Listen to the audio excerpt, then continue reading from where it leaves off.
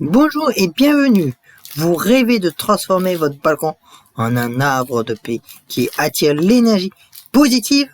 Aujourd'hui, nous allons découvrir ensemble comment créer un véritable jardin feng shui sur votre balcon, même dans un espace restreint. Je suis Anthony et dans les prochaines minutes, vous allez apprendre tous les secrets pour harmoniser votre espace extérieur selon les principes millénaires du feng shui. Avant de commencer, rappelons rapidement les bases. Le Feng Shui, littéralement vent et eau, est un art ancestral chinois qui vise à harmoniser l'énergie environnementale appelée Qi pour favoriser le bien-être et la prospérité. Les 5 éléments fondamentaux sont le bois, qui est la croissance et la vitalité, le feu, la passion et l'énergie, la terre, stabilité et ancrage, le métal, clarté et précision, l'eau, fluidité et abondance. Et n'oublions pas le bagua, cette carte énergétique qui divise l'espace en 9 zones, chacune représentant un aspect de la vie, carrière, relations, santé, richesse, etc., etc. Première étape cruciale, observez votre balcon avec un œil nouveau. Au niveau de l'orientation, votre balcon fait-il face au nord, sud, est ou ouest? Chaque orientation a ses spécificités. Sud, c'est l'élément feu, parfait pour les plantes colorées. Nord, élément eau, idéal pour les plantes aux feuilles sombres. Est, élément bois, excellent pour la croissance. Ouest, élément métal, favorise les plantes aux feuilles argentées. Il faut voir aussi la forme et la taille. Un balcon rectangulaire offre plus de stabilité qu'un balcon en L. Notez les angles et les recoins qui pourraient créer des chachis, des énergies négatives. Niveau vue extérieure, que voyez-vous depuis votre balcon? Un bel horizon nourrit le chi positif, tandis qu'une vue sur un mur ou une eau très fréquentée nécessitera des ajustements, bien évidemment. Le désencombrement est la base de tout bon feng shui. Un espace encombré bloque la circulation du chi. En action immédiate, que vous devez faire tout de suite, c'est retirer tout ce qui est cassé, mort ou inutile.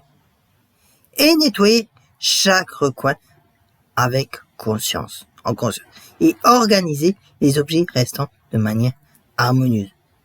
Souvenez-vous, moins, c'est plus. Chaque objet sur votre balcon doit avoir sa raison d'être et vous procurer de la joie, bien évidemment.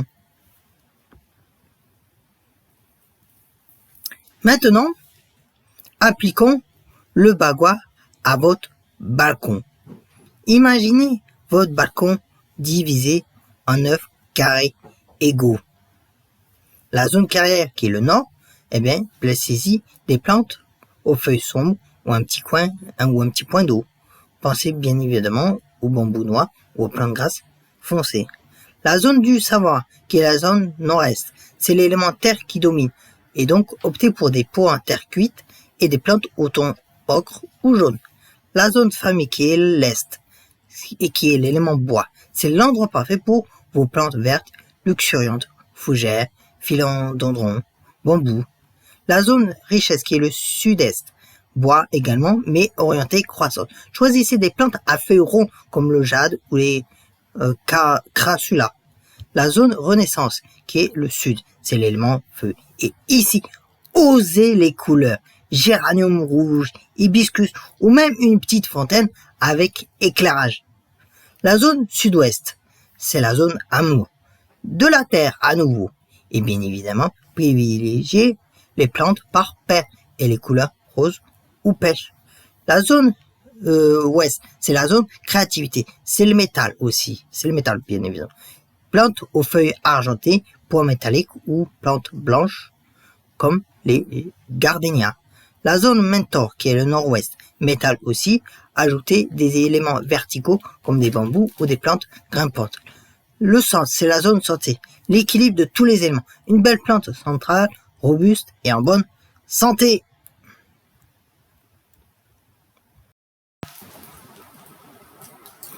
Certaines plantes sont particulièrement bénéfiques en feng shui. En plante porte-bonheur, on a le bambou de la chance, la croissance et la flexibilité. L'arbre de jade, prospérité financière.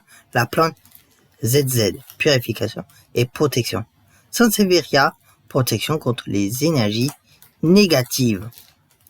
En plante à éviter, bien évidemment, celle avec des épines agressives, sauf le cactus dans certaines zones spécifiques. Les plantes artificielles, parce qu'elles bloquent l'énergie vitale. Les plantes mourantes ou malades. Je pense que vous savez du coup la raison pourquoi il faut les éviter, elles aussi. Et voici un petit conseil pro. Choisissez toujours des plantes adaptées à votre exposition et climat.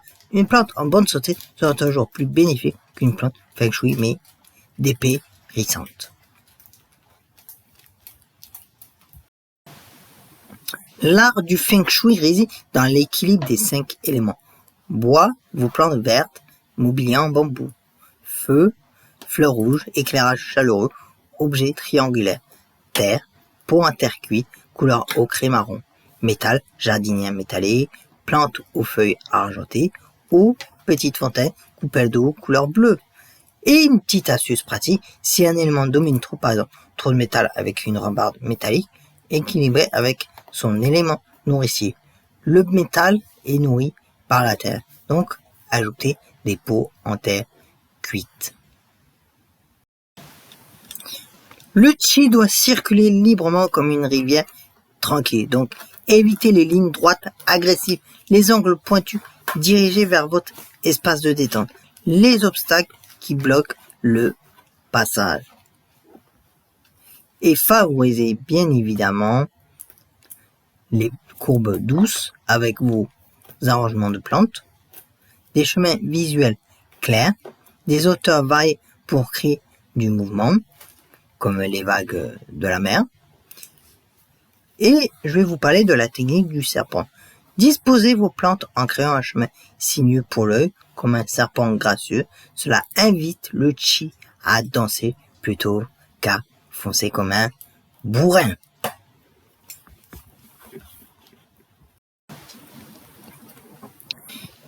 Pour activer votre jardin feng shui, ajoutez du mouvement.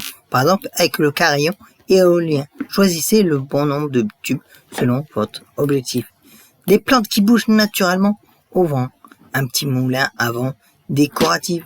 Intégrez aussi les sens, par exemple la vue, les couleurs harmonieuses et contrastes équilibrés. L'odorat avec les plantes aromatiques comme la lavande ou le jasmin. Au niveau de l'ouïe, son de l'eau ou carillon doux. Le toucher, texture variée des feuillages. Et voici une petite cérémonie d'activation. Une fois votre aménagement terminé, prenez un moment pour vous y asseoir. Respirez profondément et définissez vos intentions pour cet espace.